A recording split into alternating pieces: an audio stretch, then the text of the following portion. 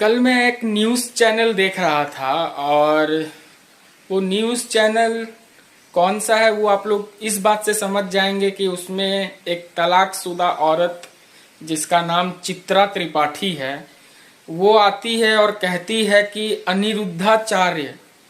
मतलब इससे ये समझ में आ रहा है कि जिसे अनिरुद्धाचार्य जी महाराज कहने में भी तकलीफ हो रही है वो महिला अगर तलाकशुदा है तो इसमें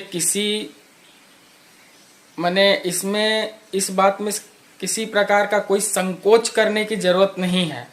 जो एक महाराज को नाम लेकर बोल रही है अनिरुद्धाचार्य,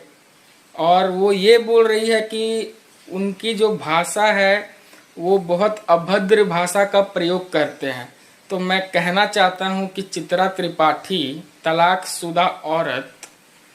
तुम सिखा रही हो हमारे महाराज जी को कि कैसे मर्यादा में रहकर बोलना चाहिए। अरे यही मर्यादा अगर तुम्हारे अंदर रहता तो आज तुम अपने पति से अलग ना होती, आज तुम्हारा घर परिवार बसा रहता।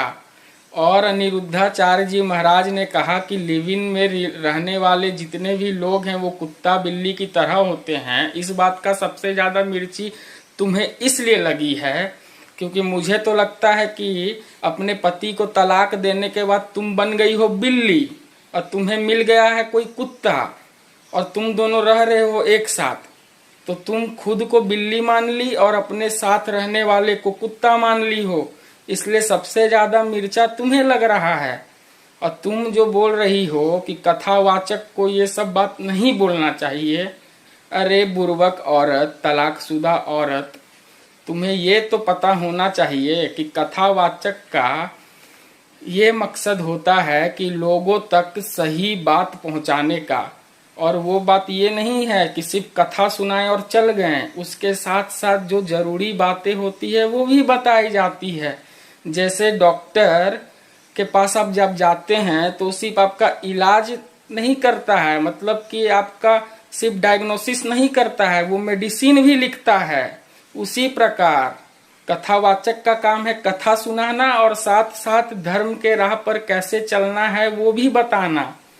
तो इसलिए